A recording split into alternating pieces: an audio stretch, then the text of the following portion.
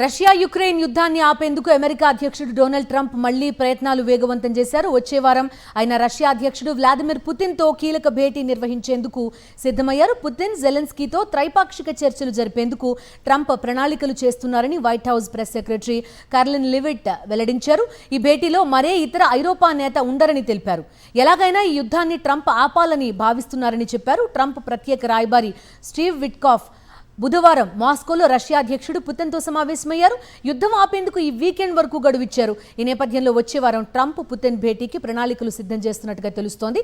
Trump, Putin సమావేశం జరిగే అవకాశం ఉందని అమెరికా విదేశాంగ మంత్రి మార్కో రూబియో కూడా పేర్కొన్నారు.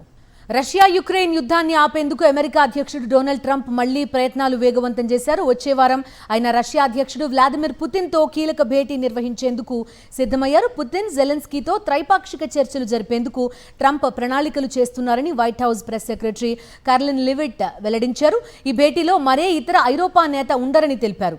ఎలాగైనా ఈ యుద్ధాన్ని ట్రంప్ ఆపాలని భావిస్తున్నారని చెప్పారు. ట్రంప్ ప్రత్యేక రాయబారి స్టీవ్ విట్కాఫ్ బుధవారం మాస్కోలో రష్యా అధ్యక్షుడు పుతిన్తో సమావేశమయ్యారు.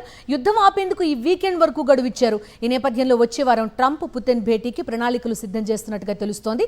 ట్రంప్, పుతిన్ సమావేశం జరిగే అవకాశం ఉందని అమెరికా విదేశాంగ మంత్రి మార్కో రూబియో కూడా పేర్కొన్నారు.